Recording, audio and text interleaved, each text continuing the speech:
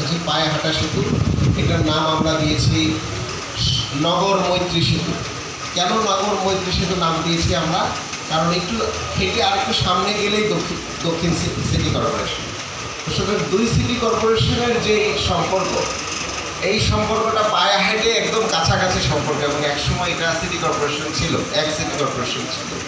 ওটাকে মাথায় রেখেই পায়ে হাঁটা ব্রিজটির নাম দিয়েছি আমরা নগর মৈত্রী সেতু। আর আর বাকি দুটি সেতুতে আপনারা দেখতেছেন যে 2 লেনের গাড়ি চলাচল করবে এবং পায়ে হেঁটে আসা যাওয়া করা যাবে।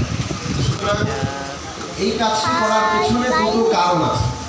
এক নম্বর কারণ, ডেফিনেটলি এই স্থানীয় অঞ্চলের প্রতিবেশী যে জনগোষ্ঠী আছেন, কমিউনিটি আছেন, তাদের যে যোগাযোগ, সে আন্তঃযোগাযোগকে বৃদ্ধি করা, কিন্তু আমাদের এইটা মূল উদ্দেশ্য ছিল না।